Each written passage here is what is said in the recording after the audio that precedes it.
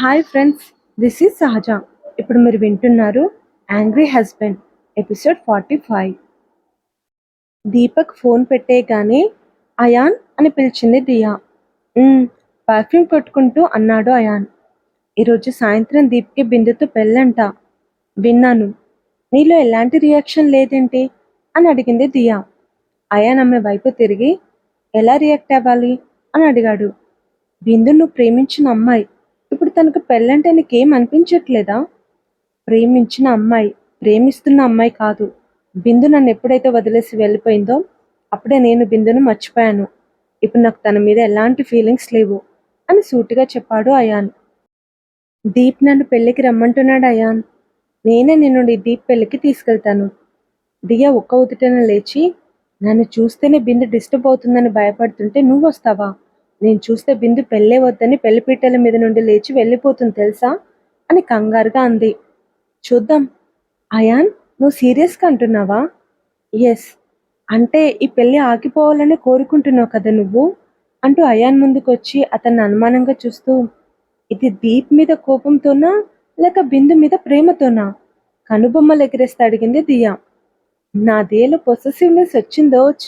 Ion నవ్వుతూ దియ బుగ్గల్లాగి ఆమెను తన గుండెకు హత్తుకున్నాడు. ఒక సెకండ్ భయం వేసింది. కానీ నాకు తెలుసు నా అయాన్ కారణం లేకుండా ఏం చేయడని. సాయంత్రం ఇద్దరం వెళ్దాం పెళ్లికి. అయాన్ని చుట్టేస్తూ అంది దియా. బిందు బెడ్ మీద బోర్లా పడుకొని ఏడుస్తుంది. నాకు అసలు ఇష్టం లేని వాడితో ఈరోజు నా పెళ్ళి. అయాన్ని కాదనుకొని నేను దీపక్ని ఎలా పెళ్లి చేసుకోను? నాకెందుకు ఈ పరిస్థితి తెచ్చావు పప్పా? దీపక్ని పెళ్లి చేసుకోనంటే ఇంకొకరితో నా పెళ్లి చేసి ఫారెన్కి పంపిస్తావు. నేను ఇక్కడే ఉండాలి, అయాన్కి దగ్గరగా ఉండాలి. అందుకే దీపక్తో నేను పెళ్లికి ఒప్పుకున్నాను పప్పా. ఎలాగో అగ్రిమెంట్ మ్యారేజ్ కాబట్టి ప్రాబ్లం లేదని. రాత్రి నా డెసిషన్ అడిగావు. దీపక్తో పెళ్లి ఇష్టమే అని చెప్పాను. కానీ నువ్వు ఇలా ఒక్క రోజులో మా పెళ్లి చేస్తావని అనుకోలేదు. ఇప్పటికిప్పుడే నాకు ఎక్కడికైనా పారిపోవాలని ఉంది.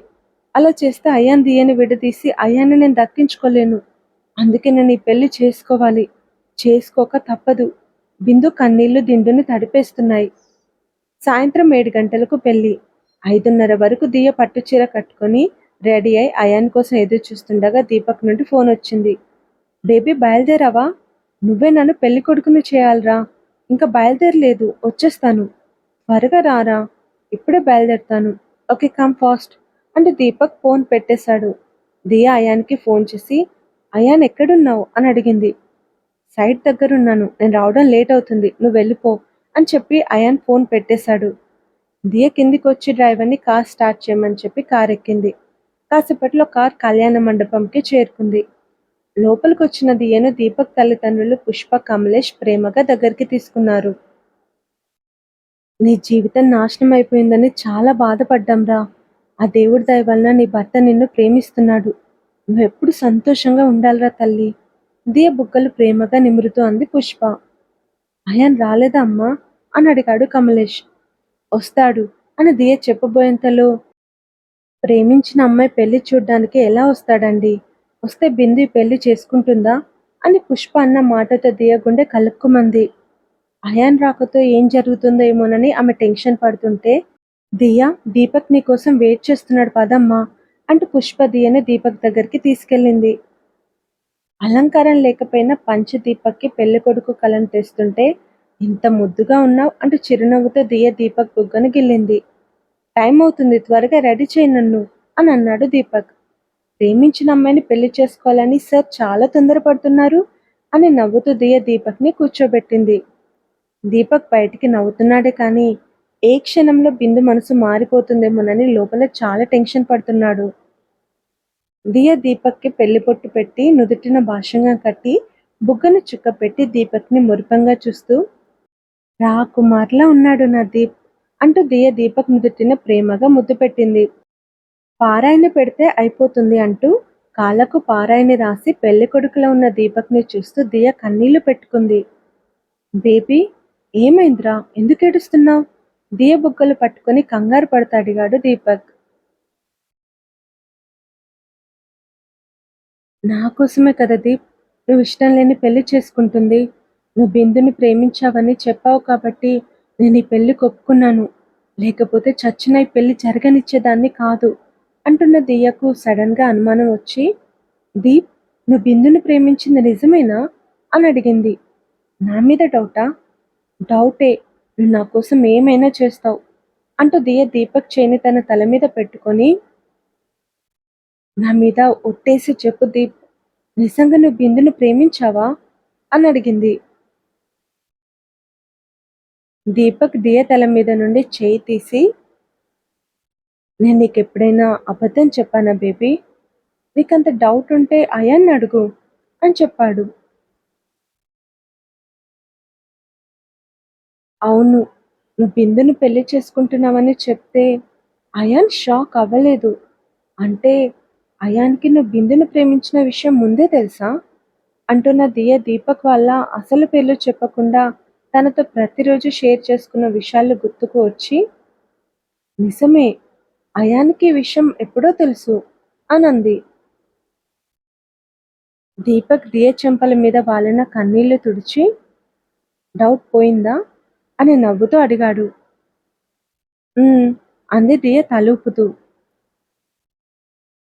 అగ్రిమెంట్ పేపర్స్తో దీపక్ రూమ్లోకి వచ్చిన బిందు దియాని చూసి ఆవేశం తెచ్చుకొని, నువ్వెందుకు వచ్చావు ఇక్కడికి అని అరిచింది.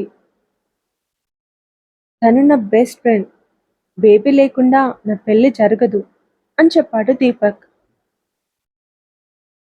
ఇది నా జీవితాన్ని నాశనం చేసింది. దీన్ని చూస్తే నాకెంత కోపం వస్తుందో తెలుసా? చేతిలో ఉన్న పేపర్స్ని కోపంతో నలిపేయబోయి ఆగిపోయింది బిందు. కొంచెం ఓపిక పట్టు బిందు ప్లీజ్ అని రిక్వెస్టింగ్ అడిగాడు దీపక్. సరే అని విసుగ్గా అంటూ, నేను దీపక్తో పర్సనల్గా మాట్లాడాలి, నువ్వు వెళ్తావా అని రూడ్గా దియతో అంది బిందు.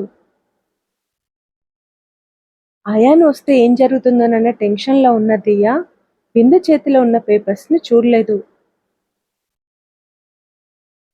బిందు దీపక్ చేతిలో పేపర్స్ పెట్టి సంతకం చేయమంది. ఏముంది ఇందులో అని అడిగాడు దీపక్.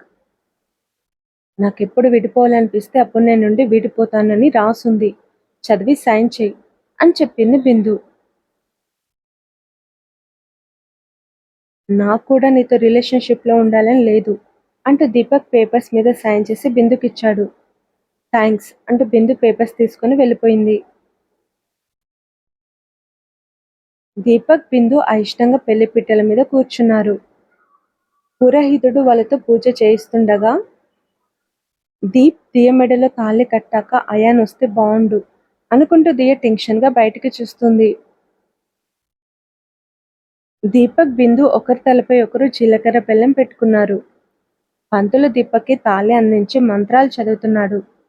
దీపక్ బిందు మెడలో తాళి కట్టబోతుంటే, అమ్మయ్యా అని దియ అనుకునేలోగానే అయాన్ బిందు ముందు నిల్చాడు.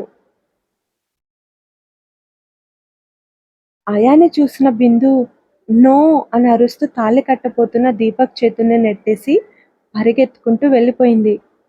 అయాన్ బిందు వెంట వెళ్ళాడు. దీపక్ ఆవేశంగా దియ వైపు చూస్తూ, వాణ్ణ పెళ్లి చెడగొట్టడానికే వచ్చాడు బేబీ. నేను ప్రేమించిన అమ్మాయిని వాడు ప్రేమిస్తే నేను ఎప్పుడు వాళ్ళని విడదీయాలని అనుకోలేదు. కానీ వాడు తన ఎక్స్ లవర్ని నేను పెళ్లి చేసుకోకూడదని నా పెళ్లి ఆపడానికి వచ్చాడు అని గట్టిగా అరుస్తూ అన్నాడు. దియ దీపక్ చే పట్టుకుని, దీప్, అయాన్ని పెళ్లి చెడగొట్టడానికి రాలేదు అనంది. మరెందుకు వచ్చాడు? నాకే తెలీదు దీప్, వాడు నా పెళ్లి ఆపడానికే వచ్చాడు, ఈ పెళ్లికి జరగదు అని అరుస్తూ దీపక్ తన నుదుటి మీద ఉన్న భాషంగా లాగేపోతుంటే దియ దీపక్ చే పట్టుకొని ఆపి, నన్ను నమ్ము దీప్, అయాన్ని పెళ్లి ఆపడానికి రాలేదు, ఖచ్చితంగా బిందుతో నీ పెళ్లి జరుగుతుంది అని కాన్ఫిడెంట్గా చెప్పింది. బిందు తాళిని విసిరేసి వెళ్ళిపోయింది బేబీ. తను నన్ను పెళ్లి చేసుకోవడానికి ఎలా వస్తుంది అని అడిగాడు దీపక్.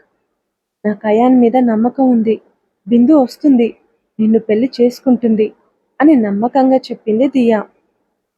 ఆ తర్వాత జరగబోయేది నెక్స్ట్ ఎపిసోడ్లో తెలుసుకుందాం. Thank you, bye.